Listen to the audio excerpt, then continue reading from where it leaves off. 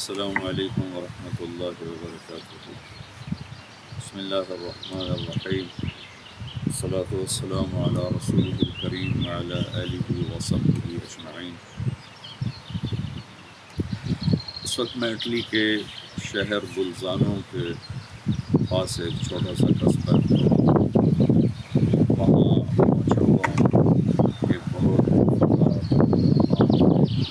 ہمارے مری سوات کی طرح، اور وہی منظر ہے، وہی خوبصورتی ہے۔ بس ان لوگوں نے اس کی حفاظت کی ہے، ہم نے اپنے پہاڑی علاقوں کی حفاظت نہیں کی۔ ہمارے ناران کاغان اس سے زیادہ خوبصورت ہیں، لیکن ان کی حفاظت نہیں ہوئی۔ ان لوگوں نے اپنے ان چیزوں کی حفاظت کی ہے۔ یہاں بہت زیادہ سیاح آتے ہیں، اس علاقے کی بہت بڑی کمائی سیاحت ہے۔ اس سفر میں ٹرینز پر، ریل پر سفر کرنے کا کئی دفعہ موقع ملا، جہازوں پر بھی۔ ایک چیز جو مجھے اس معاشرے میں بہت زبردست نظر آئی، جس سے ہم بڑی بری طرح محروم ہیں، وہ وقت کی پابندی ہے۔ جس ٹرین کا ٹائم 11:15 ہوتا تھا، وہ 11:16 پہ نہیں چلتی تھی، 11:15 پہ وہ چل چکی ہوتی تھی۔ جس کا 11:30 ہوتا تھا، 11:31 پہ نہیں چلتی تھی، وہ 11:30 پہ چل چکی ہوتی تھی۔ اسپین میں ایک اسپیشل ٹرین ہے جو بڑی فاسٹ ہے، بلٹ ٹرین۔ اس میں بھی سفر ہوا تھا، تو مقامی دوستوں نے بتایا کہ اگر یہ ٹرین 10 منٹ لیٹ ہو جائے تو جتنے مسافر ہیں ان کو ٹرین کا جو ٹرین والوں، چونکہ وہاں پرائیویٹ ہے، تو وہ کمپنی ہر مسافر کو کرایے کا دگنا پیسہ واپس کرتی ہے۔ اگر انہوں نے 50 یورو کا ٹکٹ خریدا ہے تو 100 یورو وہ واپس کرتے ہیں اگر وہ ٹرین 10 منٹ لیٹ۔ تو پھر مجھے بڑی حسرت ہوئی، ایسے ہی ان کو دیکھا، ان کے جو دفتر کے ٹائمنگز ہیں، ہر آدمی اپنے دفتر میں ٹائم پہ پہنچ رہا ہوتا ہے۔ پھر رات کو یہ لوگ 9 بجے سو چکے ہوتے ہیں، میکسیمم 10 بجے کے بعد سناٹا ہوتا ہے، اور صبح 5 بجے یہ سب اٹھے ہوئے ہوتے ہیں۔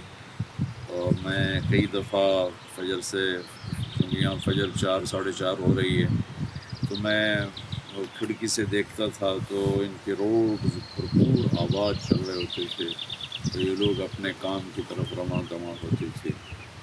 یہ وہ چیزیں جو ہمیں اللہ نے سکھائیں، اسلام میں سکھائیں، تو ہم نے انہیں بالکل چھوڑ کے رکھ دیا۔ نہ وقت کی پابندی، نہ رات کا سونا، نہ صبح کو جلدی اٹھنا۔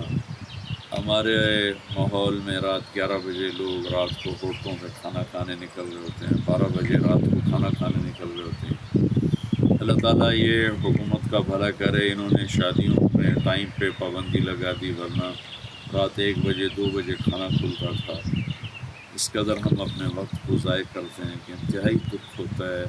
ہمارے دفتروں میں کسی کو پرواہ نہیں کب آ رہا ہے کب جا رہا ہے، نہ اوپر والوں کو۔ جب اوپر والے ہی سست نکمے نااہل ہیں تو نیچے بھی وہی حال ہے۔ ایسے ہی ہمارا سارا جتنا بھی ہمارا نظام ہے، نظام زندگی ہے، اس میں سے وقت کی پابندی نکل گئی ہے۔ میرے نبی نے فرمایا لا ثمرۃ بعد العشاء، عشاء کے بعد کوئی کسی قسم کی گفتگو محفل نہیں، بس سو جاؤ۔ اور پھر کہا جعلت البرکۃ فی بکور امتی، میری امت کے صبح کے وقت میں برکت رکھی گئی ہے۔ اس کو یہ لوگ اپنا رہے ہیں۔ اب ہمارے بازار ہی 12 بجے کے بعد کھل رہے ہوتے ہیں، جبکہ برکت کا سارا وقت ہمارے ہاتھ سے نکل جاتا ہے۔ پھر رات کو 11-12 بجے یہ دکاندار واپس آتے ہیں، جب بچے تھک چکے ہوتے ہیں، یہ تھکے ہوتے ہیں، نہ بچوں کے پاس بیٹھنے کا وقت ہے، نہ اپنے لیے وقت ہے۔ بہت دکھ ہوا تقابل اور موازنہ کر کے کہ ہم کس قدر غلط روش کا شکار ہیں۔ ٹائم کی پابندی تو اللہ نے ہمیں سکھائی، نمازوں کے اوقات مقرر ہیں۔ آگے چلا جائے تو نماز قضا ہو جاتی ہے، روزے کا وقت مقرر ہے، حج کا وقت مقرر ہے، حج و شہر معلومات، حج کا وقت مقرر کیا۔ من شہد منکم الشہر فلیصم، روزے کا وقت مقرر کیا۔ صوموا لرؤيته وافطروا لرؤيته اور ان الصلاة كانت على المؤمنين کتابا موقوتا، نماز کے اوقات مقرر کیے۔ پھر جن چیزوں سے وقت بنتا ہے ان چیزوں کی قسم اٹھائی، والشمس مجھے سورج کی قسم، وضحاها اس کی روشنی کی قسم، والقمر اذا تلاها مجھے ستاروں کی قسم، اور مجھے والقمر اذا تلاها مجھے چاند کی قسم، پھر ستاروں کی قسم اٹھائی، والسماء والطارق والنجم اذا هوى ما ضل صاحبكم وما غوى، سورج چاند ستاروں کی گردش سے اللہ تعالیٰ ٹائم بنا رہا ہے، ان تینوں کی اللہ تعالیٰ نے قسم اٹھائی۔ پھر اوقات کی قسم اٹھائی، والضحا مجھے چاشت کے وقت کی قسم، یہ جو اب وقت ہو رہا ہے، فجر کی قسم اٹھائی، والفجر رات کی قسم اٹھائی، واللیل اذا یغشی دن کی قسم اٹھائی، والنہار اذا تجلی عصر کے وقت کی قسم اٹھائی، والعصر ان الانسان لفی خسر، پھر صبح کی قسم اٹھائی، والصبح اذا تنفس، پھر اللہ تعالیٰ نے والفجر ولیال عشر والشفع والوتر واللیل اذا یسر یہ 5 قسمیں اٹھائی ہیں، پانچوں اوقات کے ساتھ متعلق، فجر کی قسم، 10 راتوں کی قسم، 9 کی قسم، 9 تاریخ 9 ذوالحج کی قسم، 10 ذوالحج کی قسم، اور رات کی قسم جب وہ چلتی ہے۔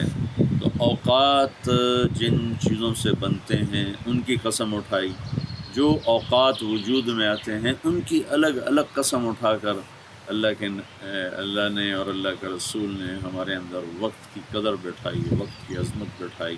لیکن حیرت ہوتی ہے کہ ہم ہی سب سے زیادہ اس وقت کو برباد کر رہے ہیں، ہمارے دفتروں والے الگ، تاجر الگ، زمیندار الگ، ملازم مزدور الگ، کہیں وقت کی پابندی نہیں ہے۔ وقت ہی تو سب سے بڑی دولت ہے، جو ایک دفعہ چلا جاتا ہے تو پوری کائنات مل کر 1 سیکنڈ کو واپس نہیں لا سکتی۔ وہ ہاتھوں سے نکلا ہوا کائنات زور لگا لے اسے واپس کوئی نہیں لا سکتا۔ تو ہم سب سے زیادہ اسی کو ضائع کر رہے ہیں، اور یہ لوگ اس کی قدر کر رہے ہیں، اس کی قیمت وصول کر رہے ہیں، ایک ایک منٹ کا یہ حساب رکھتے ہیں، اور ہمارے یہاں اس کا نہ کوئی حساب ہے، نہ اس کو کوئی ضروری سمجھا جاتا ہے۔ تو میں یہ گزارش کروں گا کہ اللہ تعالیٰ ہمیں وقت کی قدر کی توفیق نصیب فرمائے، یہ بہت قیمتی دولت ہے، اس کی قدر کی جائے۔ رات کو جلدی سونے کی عادت ڈالیں کہ بہت سی بیماریاں دیر سے کھانا، دیر سے سونے سے جنم لیتی ہیں۔ اور پھر فجر کا سورج کون دیکھتا ہے؟ 10 بجے تو لوگ اٹھتے ہیں، 11-12 بجے ناشتہ کر رہے ہوتے ہیں، 4 بجے کھانا کھاتے ہیں، پھر رات 2 بجے 12 بجے کھانا کھاتے ہیں۔ ہمارا پورا ملک بلڈ پریشر، ہارٹ، شوگر کا شکار ہو چکا ہے۔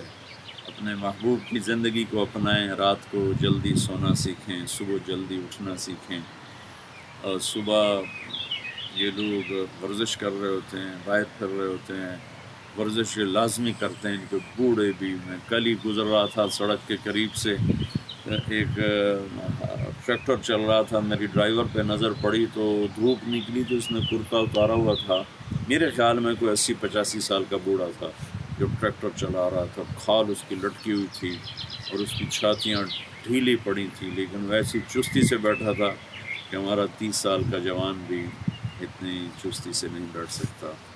تو میں اس ماحول میں چل رہا ہوں، اس معاشرے میں چل رہا ہوں، اس کی جو خوبی ہیں میں وہ بتا رہا ہوں کہ ہمیں خوبیاں دیکھنے کا حکم ہے، باقی کمیاں تو ساری دنیا میں ہیں۔ میں نے پہلے بھی کہا تھا، سب سے بڑی کمی تو یہی ہے کہ اللہ پاک سے ناآشنا ہیں، آخرت سے ناآشنا ہیں۔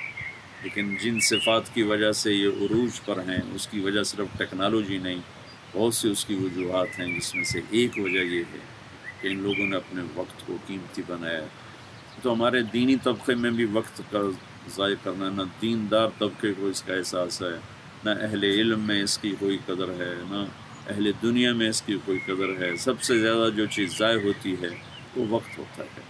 اللہ تعالی ہمیں اس کی قدر کی توفیق نصیب فرمائے اور اس کو ہم قیمتی بنا سکیں۔ اللہ مجھے بھی توفیق دے۔ ہمیں خوبیاں دیکھنے کا حکم ہے، الحکمت الضالۃ المؤمن، جہاں بھی کوئی حکمت کی بات ملے اسے لینا ہمارے ذمہ ہے۔ علم تو اللہ کا دیا ہوا ہے، اس نے پھیلایا ہوا ہے، جہاں سے ملے اسے لینے کا ہمیں حکم ہے۔ اللہ ہمیں عمل کی توفیق